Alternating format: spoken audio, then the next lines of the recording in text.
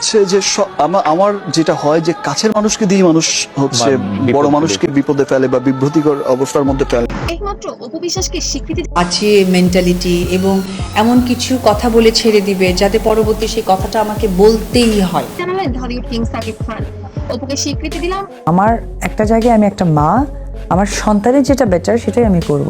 এমনটাই বললেন সাকিব। বুবলি এখন অতীত চাঞ্চল্যকর মন্তব্য একটা ভিডিও মনে হয় সোশ্যাল মিডিয়াতে বেশ ভাইরাল হচ্ছে, এগুলো কিন্তু আমি কখনোই ছড়িয়ে পড়ছে পুরো সোশ্যাল মিডিয়ায়। ঢাকা দিই না। আমার বাচ্চা, আমার বাচ্চার বাবা, আমরা তো পরিবার।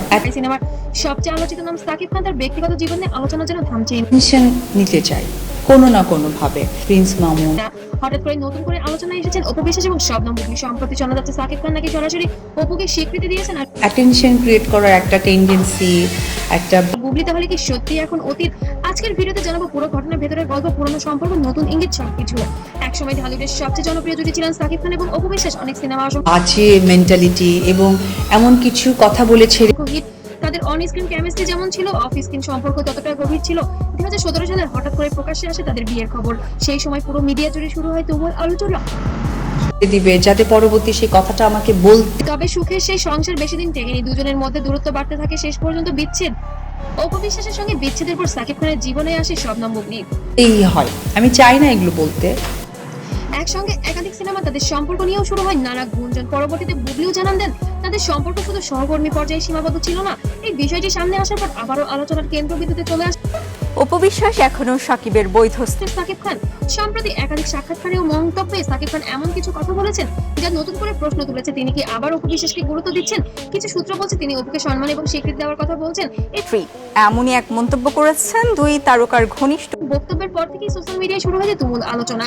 অনেকেই মনে করছেন এটা হয়তো নতুন করে সম্পর্কের ইঙ্গিত। এদিকে বুবলিকে নিয়ে সাকিব খানের সাম্প্রতিক অবস্থানও বেশ আলোচিত। তিনি সরাসরি কিছু না বললেও তার কথাবার্তা থেকে অনেকেই ধারণা করছেন বুবলি এখন মামুনুজ্জামান মামুন, যিনি ঢাকাই চলচ্চিত্রের জনপ্রিয় এই জুটির বিয়ের সঙ্গে জড়িত ছিলেন। তার জীবনের অতীত অধ্যায়। তবে এই বিষয়ে এখন স্পষ্ট কোনো ঘোষণা আসেনি। ফলে ভক্তদের মধ্যে তৈরি হয়েছে বিভ্রান্তি আর কৌতূহল। সোশ্যাল মিডিয়া এখন দুই ভাগে বিভক্ত। একদল চান সাকিব অপু আবার এখন, অন্যদল বলছে ব্যক্তিগত বিষয় নিয়ে অতিরিক্ত জল্পনা না করাই ভালো। যাই হয়েছে হয়েছে, আমি তার অস্বীকার করছি না আর অস্বীকার করতে পারবো না, because I love my Son. Comment section ভরে গেছে নানা মতামতে। কেউ খুশি, আবার কেউ বা অবাক, কেউ বা আবার সন্দিহান। সবকিছু মিলিয়ে বলা অফকোর্স আমার ওয়াইফ, অফকোর্স আমার ওয়াইফ, বিকজ আমার ছেলে তো যায় সাকিব খান এবং অপবিশ্বাস এবং বুবলিকে ঘিরে নতুন করে শুরু হয়েছে আলোচনা। তবে সত্যিটা কি তা এখনো পুরোপুরি পরিষ্কার নয়। সময় বলে দেবে আসল সত্যিটা কি। সম্পর্ক অবৈধ কোনো ছেলে না, এক্স ওয়াইফ এখন ওয়াইফ। হ্যাঁ আমার ওয়াইফ এখনো আছে ভাই। কোন দিকে গোড় নেবে? আর আপনার কি মনে হয় সাকিব কি সত্যি অপুকে আবার স্বীকৃতি দিয়েছেন নাকি এটা শুধুই মাত্র গুঞ্জন? কমেন্টে জানাতে ভুলবেন না। আর ভিডিওটি ভাই না খেয়ে মরছে মানুষগুলোকে আমি কাজ দিচ্ছে, তোমার কাজ দেওয়ার কোনো দরকার নাই স্টুপিড। তুমি কে কাজ দেয়ার? ভালো লাগলে অবশ্যই লাইক, কমেন্ট, শেয়ার করবেন আর চ্যানেলটিকে সাবস্ক্রাইব করুন। আর এমন আপডেট পেতে অবশ্যই সাথেই থাকবেন। আর পেজ থেকে দেখলে অবশ্যই ফলো দিবেন। সবাইকে অসংখ্য ধন্যবাদ। আমি মনে করি মনে প্রাণে আমার সন্তান অবশ্যই মনে প্রাণে একজন মুসলিম এবং সে নামাজ পড়ে এবং আমি যখন